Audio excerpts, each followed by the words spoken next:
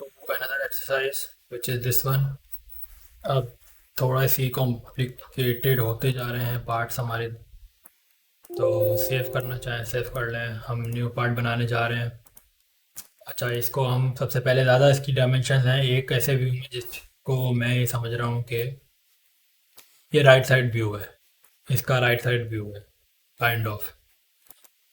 तो ये बहुत ज़रूरी भी नहीं है, अगर ये चीज़ शुरू से थोड़ी सी कंसेप्ट आपको समझ में आ जाए तो अच्छा है।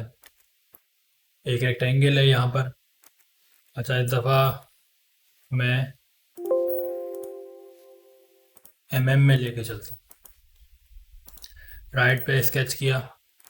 तो सॉलिड ब्रश का सबसे बड़ा फ़ायदा है कि आप सबसे पहले जो भी स्केच बनाते हैं वो पहली डायमेंशन के बाद auto scale up scale down खुद ब खुद हो जाता है। तो ये एक रफ स्केच आप इस तरीके से बनाएं। सबसे पहले मैं लाइन ले रहा हूँ। ये जो येलो कलर का मार्कर आ रहा है बीच में, ये ऑटो स्नैप कर रहा है हॉरिजॉन्टल बताने के लिए, ताकि ये रिलेशन ये जो ग्रीन कलर का लगा है ये ऑटो स्नैप की वजह से ऑटोमेटिक रिलेशन लग गया कि हॉरिजॉन्टल ही लाइन है। ज़रा सी भी किसी डिग्री में नहीं है, बल्कि ये हॉरिजॉन्टल है। यहाँ से स्केच ऊपर गए, फिर हम यूँ आए हैं नीचे, उसके बाद हम तकरीबन कुछ यूँ करके ऊपर गए, नीचे आते हैं। पर ये जो रिलेशन लगा था अभी ये करते हुए वो परपेंडिकुलर था, जैसे कि ये है येलो कलर का जो आ रहा है, यानी कि ये इस लाइन पे अब ये परपेंडिकुलर लाइन है 90 डिग्री पे। और इसके बाद वापस स्केच नीचे जा रहा है, थोड़ा सा आगे आए हैं परपेंडिकुलर रहते हुए, फिर ऊपर गए हैं और फिर नीचे कहीं आए हैं, और उसके बाद हम बिल्कुल ही नीचे आ गए, लेकिन हॉरिजॉन्टल नीचे आए। तो मैं इसको पिक करके इसी पॉइंट पे पहुंचा देता हूँ। तो ये हमारे पास शक्ल वैसी लगने लगी ये वाली लाइन को देखते हुए। पीछे को अभी छोड़ देते हैं, इग्नोर करते हैं। सही है, इनको भी इग्नोर करते हैं क्योंकि ये बीच में है, बाद में है। सही है। तो अब डायमेंशन देना शुरू करते हैं। सबसे बड़ी डायमेंशन सबसे पहले देते हैं हम 78। 78 जब मैं दूंगा तो कोई चीज़ चेंज नहीं हुई, बल्कि वो सब कुछ ऑटो स्केल डाउन हो गया 194 से 78 पर। अब दूसरी सबसे बड़ी डायमेंशन हम देते हैं 58 की। एक नॉर्मल प्रैक्टिस मेरी अपनी है, ठीक है, ताकि इससे आपकी मेजर कंट्रोलिंग हो जाएगी, बजाय इसके कि आप छोटी चीज़ों को कंट्रोल करें और चीज़ें आगे पीछे होना शुरू हो जाए। फिर हमारी ये चीज़ कंट्रोल हो जाती है 45.5 की। अब इसके बाद ये डेप्थ है, और ये डेप्थ यूं करके नहीं है बल्कि इस तरीके से है। तो इसको अगर आप इस पॉइंट से ज़्यादा दूर जाएंगे तो ये एक्स एक्सेस वाली डायरेक्शन आ जाएगी। तो आप यहीं क्लिक कर दें और इस पर 36 देने के बाद आप इसको बेशक दूर ले जाएं, तो यानी कि डेप्थ आ गई। दूसरी बात यह है कि ये लाइन के बाद ये लाइन कंटिन्यू थी, तो ये यानी कि ये लाइन पर क्लिक करें और इस पर कंट्रोल दबा के क्लिक करें और कह दें को लीनियर, एक रिलेशन है कि दोनों लाइन एक ही लाइन के अंदर है। अच्छा, और इसके बाद इसका गैप पता चल रहा है हमें, यानी कि इसका गैप इस तरीके से 5।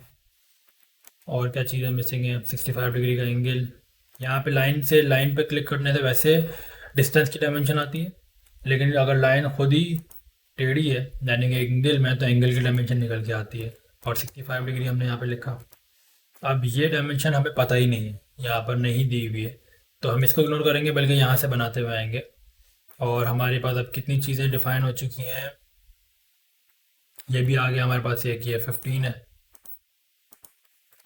15 एंटर कर दिया तो ये सारा स्केच ब्लैक होता जा रहा है। ब्लैक होने का मतलब है कि डिफाइंड है।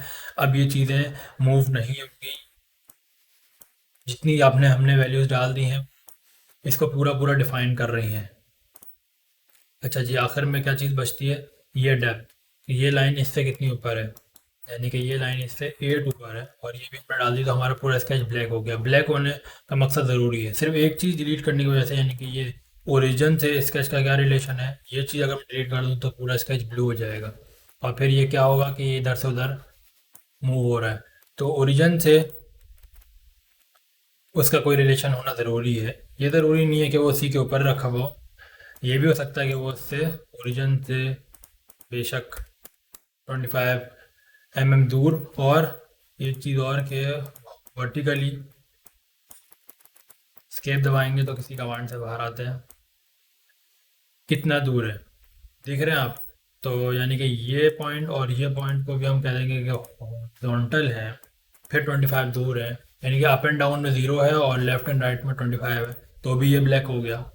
ये एक एग्जांपल देने के लिए मैंने बताया है। हम इसको दोबारा डिलीट करते हैं और पॉइंट और पॉइंट को आपस में कह देते हैं कोइंसिडेंट है, कंट्रोल दबा के दोनों पॉइंट सेलेक्ट करेंगे, कोइंसिडेंट दबा देंगे तो ये ब्लैक होगा। एनीवेज ब्लैक करना ज़रूरी है, फिर ये आगे कोई काम करें। अगर जब तक ब्लैक ना हो तो आपके अंदर आपने कोई रिलेशंस कम किया। एक्सट्रूड अब हम दबाएंगे और एक्सट्रूजन जो हो रही है इस पूरे बॉडी की वो हो रही है 28, तो हम लिख देते हैं 28, एंटर। इसके बाद कटिंग हुई है, यानी कि कटिंग नहीं हुई बल्कि ये जो ये वाली बॉडी है ये भी इसके अंदर लाई गई है। तो अगर हमने यहाँ से स्केच बनाया था तो हमें दिख रहा है कि वो पीछे की साइड पे बॉडी, तो हम इसको इस जगह से जाके स्केचिंग करते हैं और बस ये एक चीज़ आप एंटिटी इसके अंदर बनाएंगे और इसको थोड़ा सा अंदर ले जाके छोड़ दें स्केच को। ठीक है, वापसी बंद भी करना ज़रूरी है स्केच को, तो हम यहाँ पे यहाँ से और यहाँ तक ले आते हैं। अब ये पूरा रीजन क्लोज्ड रीजन है। अब हम इसके बाद इसकी डायमेंशनिंग शुरू करते हैं। 24 इसने बताया 24 ये इस तरीके से है। हाइट भी ज़रूरी है, उसने दी हुई होगी 16 हाइट हो गई। और क्या चीज़ बच रही है हमारे पास? 34 टॉप वाले की हाइट ऊपर से लेके नीचे तक 34 आ गई। एंड इट्स ओके कि ये जो भी कुछ है, चाहे तो ये इस लाइन पे भी रिलाई कर सकता है, लेकिन अंदर छोड़ने से भी कोई फ़र्क नहीं पड़ेगा क्योंकि वो बॉडी इसके अंदर अंदर ही एक्सट्रूड होगी, जैसे कि ये वाली रीजन एक्सट्रूड होगा। और अब हम इसको दोबारा से एक्सट्रूड कर रहे हैं और डायरेक्शन हम चेंज करते हैं उस तरफ। और ये एक्सट्रूजन कितने की है? 28 माइनस 18 यानी कि 10 की, या आप ये भी लिख सकते हैं कि 28 माइनस 18 10 खुद से आ गया। एंटर। मर्ज रिजल्ट पे क्लिक था तो ये पूरी एक बॉडी दोबारा से बन के आ गई। अब यहाँ से देख रहे हैं तो ये वैसे ही बन गया। टॉप से भी स्केच करेंगे, यानी कि इस फेस पे स्केच कर रहा हूँ मैं, और यहाँ पे एक है बेसिकली आप ले लेंगे सेंटर लाइन मिड पॉइंट को स्निप ऑटोमेटिक करेगा, और इस लाइन को हम कह देते हैं कंस्ट्रक्शन ज्योमेट्री। कंस्ट्रक्शन ज्योमेट्री किसी फीचर पे एक्ट नहीं करती, वो आपकी रेफरेंस के लिए होती है। अब हम इसके ऊपर 2 सर्किल बनाने हैं हमें।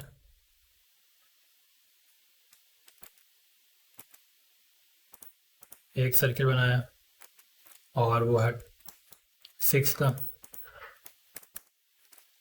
तो अगर हमें इस तरीके से स्केच ख़राब हो जाए हमारा व्यू करते हुए, तो हमें इस फेस पे क्लिक करना है और नॉर्मल टू पे क्लिक करना है। ये स्टैंडर्ड टूल बार होती है, स्टैंडर्ड व्यूज़ आप ऑन करेंगे ये वाले, तो ये आ जाता है ऑप्शन हमारे पास नॉर्मल टू देखने के लिए। और भी डायमेंशन ज़रूरी होंगी। 7.5 ये इस साइड से इसका सेंटर पॉइंट 7.5 दूर है, और 7 इस साइड से ये अंदर है, तो ये हो गया हमारे पास ब्लैक। ठीक है,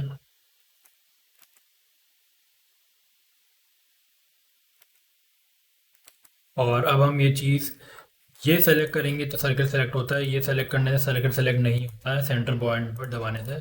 हम इसको क्लिक करेंगे, मिरर में जाएंगे, मिरर किसके अगेंस्ट करना है? इस लाइन के अगेंस्ट करना है। क्लिक ओके, 2 सर्किल बन गए। एक्सट्रूड कर दिया हम लोगों ने। कितनी हाइट है इसकी? ये बता रहे हैं 6 है। 6 ओके, तो ये चीज़ हमारे पास तैयार हो गई, सिंपल इज दैट। ठीक है, और बल्कि यहाँ पे ओरिजिन बता भी रहा था जो कि मैं पहले आप लोगों को डेमोस्ट्रेट कर रहा था। प्लेन कार्बन स्टील का हमने इसके ऊपर ये दे दिया एंटिटी। अब हम इसकी दोबारा से वेट देखते हैं। एवेल्यूएट में जाके मास प्रॉपर्टीज़ में, तो 518 ग्राम इसका वेट आ रहा है। और ये चीज़ क्रॉस कंफर्म भी हो सकती है, जो इस तरीके के प्रैक्टिस ट्रेनिंग डॉक्यूमेंट होते हैं उसमें नीचे कहीं वेट भी लिखा हुआ होता है, तो आपको कंफर्म हो सकता है कि आपने सही बनाया है या गलत बनाया है। एनीवेज, ये हमारी एक्सरसाइज दूसरी हो गई।